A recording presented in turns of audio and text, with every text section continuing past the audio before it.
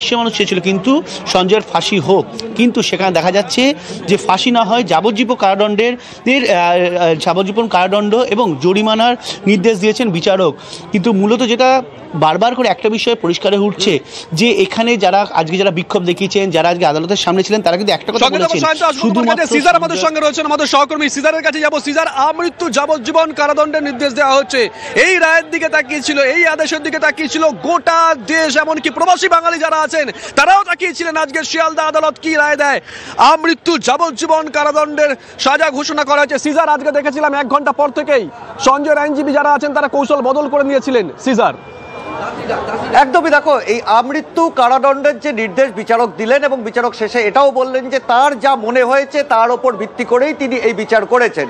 একটা বিষয় স্পষ্ট, এই ধর্ষণ এবং খুনের ঘটনায় সঞ্জয়কে দোষী সাব্যস্ত করেছেন বিচারক তথ্য প্রমাণ এবং সাক্ষ্য প্রমাণের ওপর ভিত্তি করে, এবং সেটা তিনি আজও আরেকবার সেটা রিইটারেট করেছেন। তিনি বলেছেন যে তার যেটা মনে হয়েছে সঞ্জয় দোষী, কিন্তু তারপরও সর্বোচ্চ শাস্তির সওয়াল অগ্রাহ্য করে সিবিআই এবং তিলোত্তমার পরিবার সর্বোচ্চ শাস্তির সওয়াল করেছিলেন, কিন্তু তারপরও সেটা অগ্রাহ্য করে যাবজ্জীবন কারাদণ্ডের সব নির্দেশ দিলেন বিচারক। এবং সেখানে দাঁড়িয়ে কয়েকটা বিষয় উঠে আসে, তাহলে কোথাও কেন রেয়ার বলে মনে করছেন না বিচারক, এই জায়গাটা যেমন উঠে আসে, সেই সঙ্গে সঙ্গে এই বিষয়টাও, এই প্রশ্নটাও কিন্তু খুব জোরালোভাবে উঠে আসছে বারবার চিকিৎসক মহল থেকে শুরু করে তিলোত্তমা। তোমাকে একটুখানি সঙ্গে রাখছি, বিকাশ ভট্টাচার্য আমাদের সঙ্গে এই মুহূর্তে টেলিফোনে রয়েছেন, তার প্রতিক্রিয়া জানবো।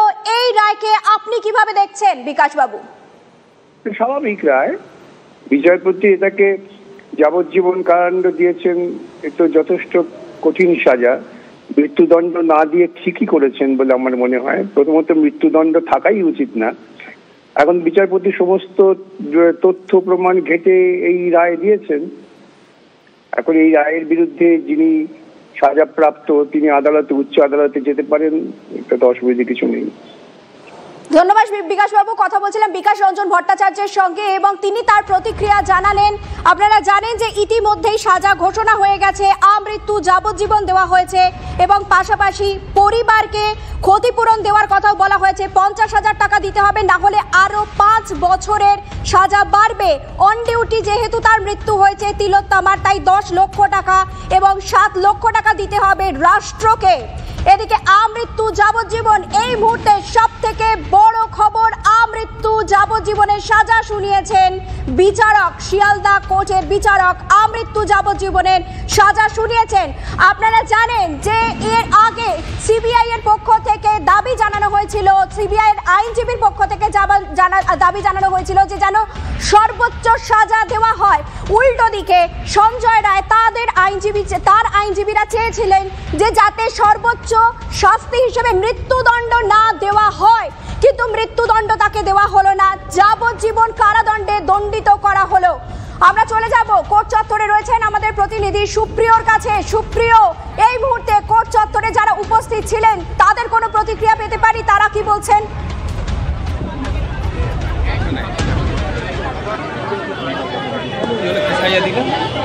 দেখো, এই মুহূর্তে আমরা ঠিক যে জায়গাতে রয়েছি এখান থেকে প্রতিক্রিয়া নেওয়ার জন্য সামনের দিকে এগোনো সম্ভব নয়, কারণ আর কিছু সময়ের মধ্যেই ইতিমধ্যেই যে প্রস্তুতি শুরু হয়েছে দেখতেই পাচ্ছ।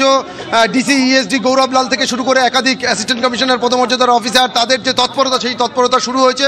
অর্থাৎ সাজা ঘোষণার পর এবার সঞ্জয় রায়কে আবারও নিয়ে যাওয়া হবে প্রেসিডেন্সি জেলে, সেই তৎপরতাই কিন্তু শুরু হচ্ছে এবং তার জন্য পুলিশের যে অ্যারেঞ্জমেন্ট সেটাকে কিন্তু আবার নতুন করে সাজানো হচ্ছে। সেই জায়গা থেকে আমরা যে ব্যারিকেডের মধ্যে রয়েছি এখান থেকে সামনের দিকে এগিয়ে গিয়ে সাধারণ মানুষ যারা দীর্ঘ অপেক্ষায় সকাল থেকেই রয়েছেন তাদের কাছে পৌঁছানো সম্ভব হচ্ছে না। তবে শিয়ালদা কোর্ট চত্বরের বাইরের যে ছবিটা তুমি দেখতে পাচ্ছ, পুলিশি তৎপরতার যে ছবি, সেই ছবিটা কিন্তু আমি আবারও একবার দেখানোর চেষ্টা করব। বিশাল সংখ্যক পুলিশ বাহিনী মোতায়েন করা রয়েছে, ত্রিস্তরীয় গার্ডরেল রয়েছে এবং আস্তে আস্তে কিন্তু তাকে নিয়ে যাওয়ার জন্য, অর্থাৎ সঞ্জয়কে যে কনভয় নিয়ে আসা হয়েছিল প্রেসিডেন্সি জেল থেকে, সেই জেলে আবার তাকে নিয়ে যাওয়ার জন্য যে কনভয়, সেই কনভয় প্রস্তুত করা হচ্ছে।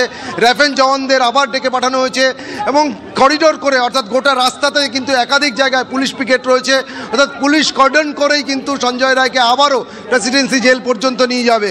এবং তিলোত্তমা খুন এবং ধর্ষণের মামলাতে আজকে সঞ্জয় রায়কে শিয়ালদা আদালতের ফার্স্ট এডিজে অনির্বাণ দাস তাকে আজকে দোষী সাব্যস্ত করার পর তার যাবজ্জীবন কারাদণ্ডের সাজা ঘোষণা করেছেন এবং সেই সাজা ঘোষণা হওয়ার পর তাকে এখন আবারও প্রেসিডেন্সি জেলে নিয়ে যাওয়া হবে এবং বাইরে যারা দীর্ঘ অপেক্ষায় রয়েছেন সাধারণ মানুষ যারা সকাল থেকেই অপেক্ষায় ছিলেন এই সাজা কি সাজা হয় কি সাজা ঘোষণা করেন বিচারক সেদিকে তারা তাকিয়েছিলেন, তারাও কিন্তু কোথাও গিয়ে সম্পূর্ণরূপে যে সন্তুষ্ট হতে পেরেছেন তা বলা যায় না। তার কারণ কোথাও গিয়ে তারা সকলেই চাইছিলেন যে সর্বোচ্চ শাস্তি অর্থাৎ সঞ্জয় রায়ের ফাঁসির সাজা হোক, এই দাবি কিন্তু তারা জানাচ্ছেন। ৬৬ নম্বর তাকে আমৃত্যু কারাবাসের নির্দেশ দিয়েছে এবং ১০৩-এর খুন অর্থাৎ মার্ডারের জন্য তাকে যাবজ্জীবন এবং 3টে সেকশনেই ফাইন আরো জেলের জেলের প্রভিশন রেখেছেন এবং আদালতেও জানিয়েছে যে সিবিআই এর পক্ষ থেকে এবং ভিকটিমের পরিবারের পক্ষ থেকে তাকে ফাঁসির সাজা বা ফাঁসির দাবি জানানো হয়েছিল, কিন্তু আদালত বলেছেন এই বিষয়টা আমি মনে করছি রেয়ারেস্ট অফ রেয়ারেস্ট ম্যাটার নয় বা বিষয় নয়, সেই কারণে আমি এখানে ফাঁসি অর্থাৎ ডেথ সেন্টেন্স বা ক্যাপিটাল সেন্টেন্স আমি দিচ্ছি না। আমি 66 বিএনএস-এর এবং 64 এবং 103-এর একের ধারায় সেখানে যাবজ্জীবন কারাবাসের নির্দেশ দিয়েছেন এবং স্টেটকে নির্দেশ দিয়েছে ভিকটিমের পরিবারকে 10 লক্ষ এবং 7 লক্ষ মোট 17 লক্ষ টাকা ক্ষতিপূরণ দেওয়ার জন্য। Thank you. আপনার নামটা? অ্যাডভোকেট আমিনুর রহমান। আমরা এই মুহূর্তে যে খবরের দিকে নজর রাখছি, নিঃসন্দেহে বড় খবর, যে খবরের দিকে তাকিয়েছিল কোচবিহার থেকে কাকদ্বীপ, এমনকি প্রবাসী বাঙালিরাও যারা রাস্তায় নেমেছিলেন, যারা বলেছিলেন উই ওয়ান্ট জাস্টিস, আজকে 2:40 কক্ষে আসেন বিচারক এবং 2:55 মধ্যে চলে যান, তার মধ্যেই রায় দিয়ে যান। অনিকেত মাহাতো আমাদের সঙ্গে রয়েছেন। অনিকেত, আপনারা রাস্তায় নেমেছিলেন দিনের পর দিন, আপনারা বৃষ্টি ভিজেছেন, রোদে পুড়েছেন, আজকের এই রায় দেখার পর আপনার প্রতিক্রিয়া? বলার এটাই, সেটা হচ্ছে মাননীয় বিচারক প্রাইমারি চার্জশিট এবং হচ্ছে বায়োলজিক্যাল এভিডেন্স এবং পুরো ভার্ডিক্টটা এলে আরো